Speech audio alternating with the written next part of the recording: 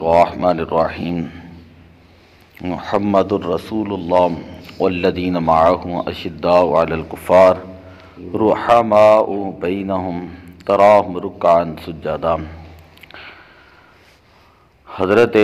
علی المرتضی شیر خدا، حیدر کرار، شاہ مردان، شیر یزداں، قوت پروردگار، لا فتح الا علی، لا سیف الا ذوالفقار، آپ کا شمار عشرہ مبشرہ صحابہ کرام میں سے ہوتا ہے۔ حضرت سعد بن ابی وقاص رضی اللہ تعالیٰ عنہ سے روایت ہے، حضور علیہ الصلاۃ والسلام نے غزوہ تبوک کے موقع پر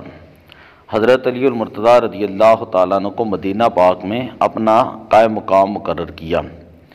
تو حضرت علی المرتضی رضی اللہ تعالیٰ عنہ نے عرض کی، یا رسول اللہ صلی اللہ علیہ وسلم، آپ مجھے بچوں اور عورتوں کے اندر خلیفہ مقرر کر کے جا رہے ہیں؟ تو حضور علیہ الصلاۃ والسلام نے ارشاد فرمایا، کیا تم اس بات پر راضی نہیں کہ میں تمہیں اس طرح چھوڑ کر جا رہا ہوں جس طرح حضرت موسیٰ علیہ السلام نے حضرت ہارون علیہ السلام کو چھوڑا تھا؟ فرق صرف اتنا ہے کہ میرے بعد کوئی دوسرا نبی نہیں ہوگا۔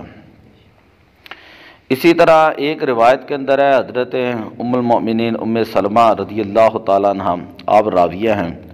فرماتی ہے حضور علیہ الصلاۃ والسلام نے ارشاد فرمایا، منافق جو ہے وہ حضرت علی المرتضی رضی اللہ تعالیٰ عنہ سے محبت نہیں رکھتا، اور مومن حضرت علی المرتضی رضی اللہ تعالیٰ عنہ سے بغض نہیں رکھتا۔ حضرت ابن عباس رضی اللہ تعالیٰ عنہما سے مروی ہے، حضور علیہ الصلاۃ والسلام نے جب اپنی لخت جگر سیدہ کائنات سیدہ فاطمہ الزہرا رضی اللہ تعالیٰ عنہ کا نکاح حضرت علی المرتضی رضی اللہ تعالیٰ عنہ سے کیا، تو حضرت فاطمہ الزہرا رضی اللہ تعالیٰ عنہ انہوں نے عرض کی کہ آپ نے میرا نکاح اس شخص کے ساتھ کیا ہے کہ جس کے پاس نہ مال ہے نہ گھر، تو کیا آپ نے اس کے ساتھ میرا نکاح کیا؟ تو اس پر نبی اکرم صلی اللہ علیہ وسلم نے ارشاد فرمایا کہ اے فاطمہ، میں نے تمہارا نکاح ایسے شخص کے ساتھ کیا ہے جو مسلمانوں میں علم اور فضل کے اعتبار سے سب سے دانا اور بہترین ہے۔ حضرت سعد بن ابی وقاص رضی اللہ تعالی عنہ سے مروی ہے، فرماتے حضور علیہ الصلاۃ والسلام مکہ مکرمہ سے واپسی جب مدینہ شریف تشریف لا رہے تھے تو آپ صلی اللہ علیہ وسلم نے غدیر خم کے مقام پر اپنے تمام صحابہ کرام کو جمع کیا اور فرمایا کہ تمہارا ولی کون ہے؟ صحابہ کرام نے 3 مرتبہ جواب دیا کہ ہمارے ولی اللہ اور اس کے رسول ہیں۔ حضور علیہ الصلاۃ والسلام نے فرمایا کہ جس کا ولی اللہ اور اس کا رسول ہے، اس کا ولی جو ہے وہ علی بھی ہے۔ تو حضرت علی المرتضی رضی اللہ تعالیٰ عنہ نے بھی ایک مجمع کے اندر یہ پوچھا تھا کہ تمہارا ولی کون ہے، اور تمہیں یاد ہے کہ نبی پاک صلی اللہ علیہ وسلم نے غدیر خم کے موقع پر کیا فرمایا تھا؟ تو 30 سے زیادہ صحابہ کرام نے بلند آواز کے اندر یہ کہا تھا، جس کا میں علی ہوں، جس کا میں مولا ہوں، اس کا علی جو ہے وہ مولا ہے۔ یہ عربی کا لفظ اس طرح مشکوٰۃ شریف میرے سامنے پڑھی ہے، عربی کے اندر الفاظ اس طرح ہے کہ من کنت مولا، کہ جس کا میں مولا ہوں حضرت علی المرتضی رضی اللہ تعالیٰ عنہ، آپ بھی اس کے جو ہے وہ مولا ہیں۔ اب ذرا توجہ سے ایک مسئلہ سماعت فرمائے جو میں کرنے لگا ہوں۔ مسئلہ یہ ہے، اہل سنت و جماعت کا یہ عقیدہ ہے اور جمہور کا یہ عقیدہ ہے، اور 1400 سال سے یہ متفق علیہ فیصلہ ہے، پہلے خلیفہ حضرت ابوبکر صدیق ہے رضی اللہ تعالیٰ عنہ، دوسرے خلیفہ حضرت سیدنا عمر فاروق رضی اللہ تعالیٰ عنہ ہیں، اور تیسرے خلیفہ حضرت سیدنا عثمان غنی رضی اللہ تعالیٰ عنہ، چوتھے خلیفہ حضرت علی المرتضی رضی اللہ تعالیٰ عنہ ہیں۔ کچھ بد مذہب لوگ یہ کہتے ہیں کہ معاذ اللہ حضرت جبریل امین سے غلطی ہوئی، وہی لے کر انہوں نے حضرت علی کے پاس آنا تھا لیکن وہ نبی کے پاس آ گئے۔ ایسا عقیدہ رکھنا کفریہ عقائد میں سے ہے۔ دوسرا عقیدہ وہ یہ رکھتے ہیں کہ حضرت علی المرتضی رضی اللہ تعالیٰ عنہ پہلے خلیفہ ہیں،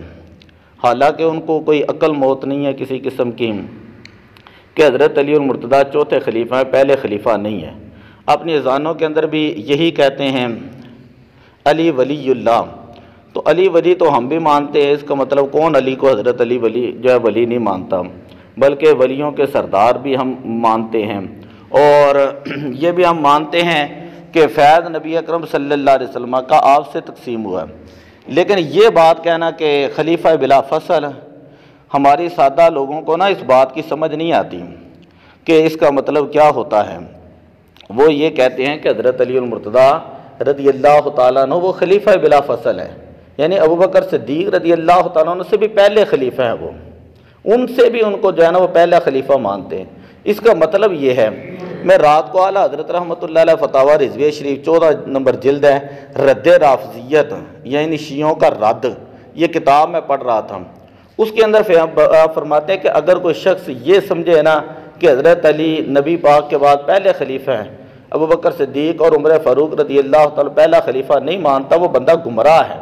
وہ بندہ بدعتی ہے۔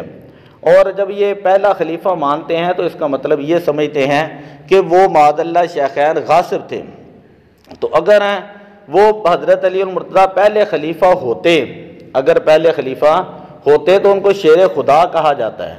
اتنی جنگوں کے اندر وہ حاضر ہوئے ہیں تو وہ خاموش کیسے رہتے ہیں؟ ایک ہوتا ہے قرآن پاک، ایک ہوتی ہے حدیث پاک، اور ایک ہوتی ہے تاریخ۔ قرآن کے اندر اللہ تعالیٰ نے ہمیں 2 لفظ بیان کیے ہیں، اطیعوا اللہ و اطیعوا الرسول، اللہ کی اطاعت کرنی ہے، رسول کی اطاعت کرنی ہے۔ تاریخ کا لفظ قرآن کے اندر نہیں ہے۔ ہم اللہ کو، اللہ کے احکامات جو ہیں، کوئی قرآن پاک ہے، قرآن پاک کی آیت ہے، ہم اس کو ماننے کے تو پابند ہیں،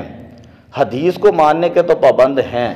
لیکن تاریخ کو ماننے کے پابند نہیں ہیں۔ تاریخ تو کوئی بندہ بھی لکھ سکتا ہے، میں بھی لکھ سکتا ہوں تاریخ الحمدللہ، کوئی شیعہ بندہ بھی لکھ سکتا ہے تاریخ، کوئی بندہ جس کا دماغ خراب ہو جیسے مرضی ادھر سے ماری ادھر سے ماری ادھر سے لا کے کاٹ کے جو بیان کر دیں۔ تو حضرت علی المرتضیٰ جو جمہور مذہب ہے نا، عقیدہ ہے، وہ یہی ہے کہ آپ چوتھے خلیفہ ہیں۔ آپ کیا ہیں؟ چوتھے خلیفہ۔ اگر پہلا خلیفہ یہ لوگ مانتے ہیں اور کہتے ہیں معاذ اللہ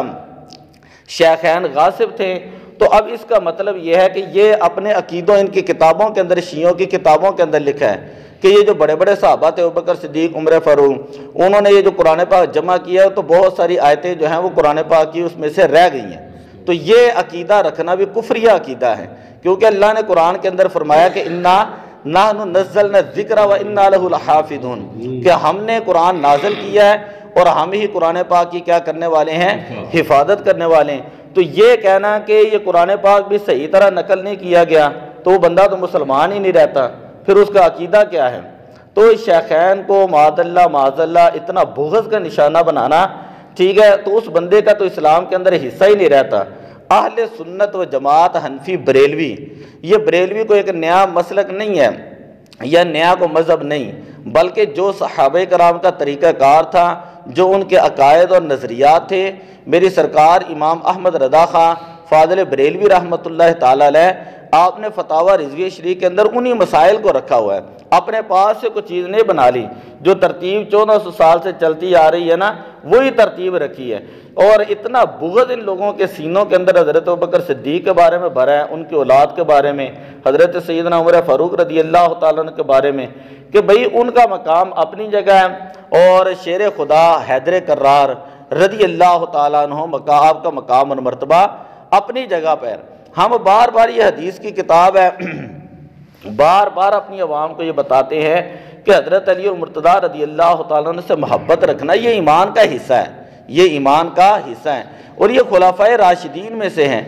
صحابہ میں سے کسی صحابہ کے اوپر تبرہ کرنا، خواہ حضرت سید عائشہ صدیقہ رضی اللہ تعالیٰ عنہ، حضرت ابو ہریرہ ہوں، حضرت سعد بن ابی وقاص ہوں، حضرت طلحہ بن زبیر ہوں، حضرت ابوبکر صدیق ہوں، عمر فاروق ہوں، جو بندہ ان کے اوپر تبرہ کرتا ہے نا، تبرہ کرتا ہے، اس بندے کا تو اسلام کے اندر حصہ ہی نہیں رہتا۔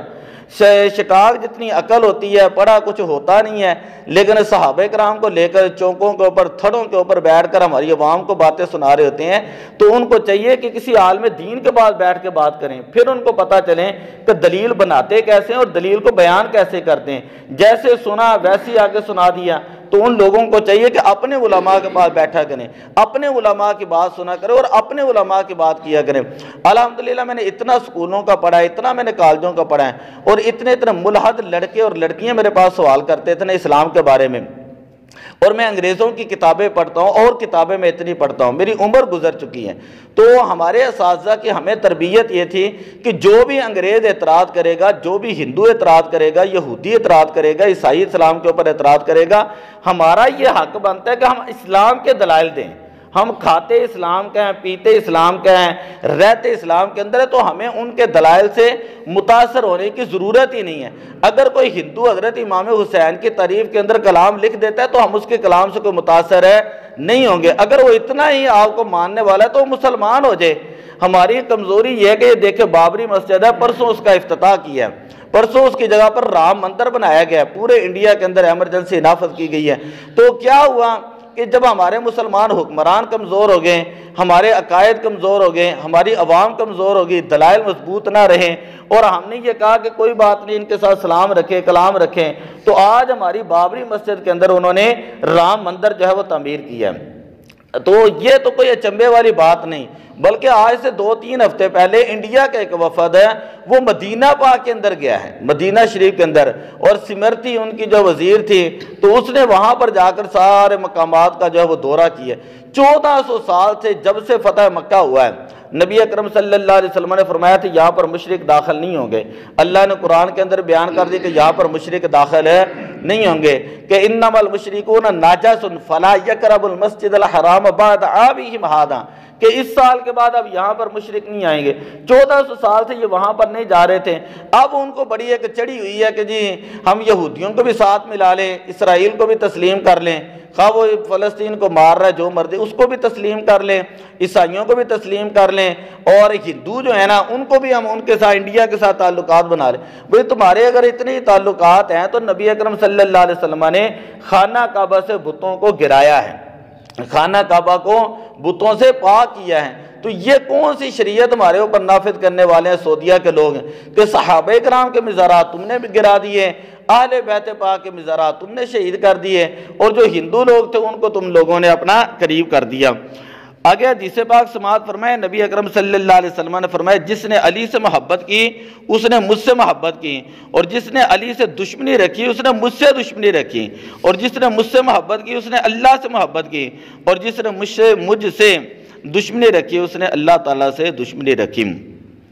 ہم نبی اکرم صلی اللہ علیہ وسلم نے جب انصار اور مہاجرین میں بھائی چارہ قائم کیا تو حضرت سیدنا علی المرتضیٰ رضی اللہ تعالیٰ عنہ نے نبی پاک کی خدمت میں عرض کی یا رسول اللہ تمام صحابہ کو آپ نے ایک دوسرے کا بھائی بھائی بنا دیا ہے، یہ رشتہ مواخات ہے، تمام کو کیا کیا ہے آپس میں بھائی بھائی بنا دیا۔ اور میں نے یہ حدیث بیان کی تھی بخاری شریف کی جمعے والے دن بھی ایک میں،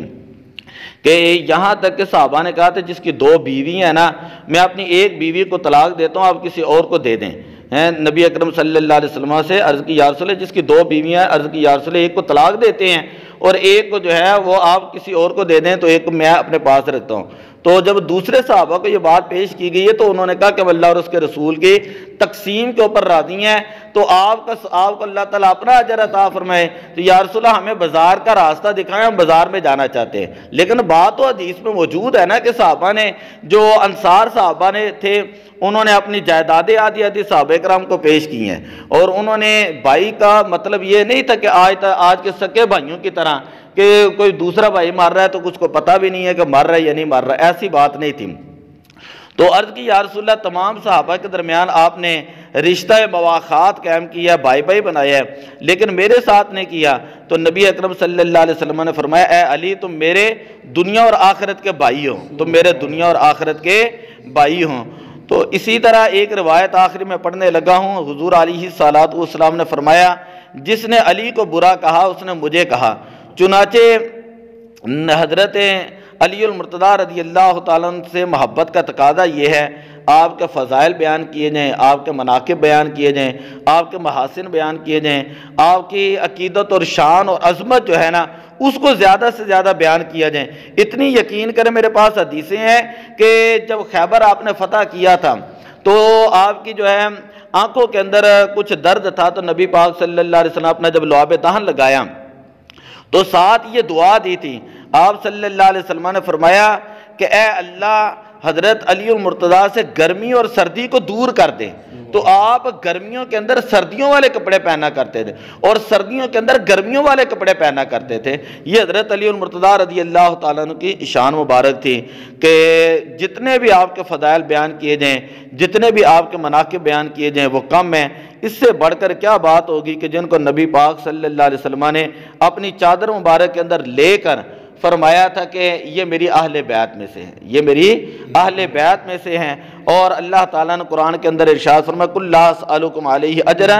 إِلَّا الْمَوَدَّةَ فِي الْقُرْبَى، اے پیارے حبیب صلی اللہ علیہ وسلم فرما دیجئے کہ میں تم سے کسی قسم کا سوال نہیں کرتا، اجرت کا سوال نہیں کرتا، سوائے اس کے کہ میں تمہیں یہ کہتا ہوں کہ میری اہل بیت کے ساتھ تم نے محبت کرنی ہے، میری اہل بیت کے ساتھ تم نے محبت کرنی ہے۔ اہل بیت سے محبت کرنا یہ ایمان کا حصہ ہے، لیکن اہل بیت کی محبت کے اندر صحابہ کے اوپر تبرہ کرنا یہ گمراہی ہے، بددینی ہے اور بدعت ہے، اس کا ایمان کے اندر کوئی تعلق نہیں ہے۔ دعا اللہ تعالیٰ عمل کی توفیق عطا فرمائے۔ الصلاۃ والسلام علیک یا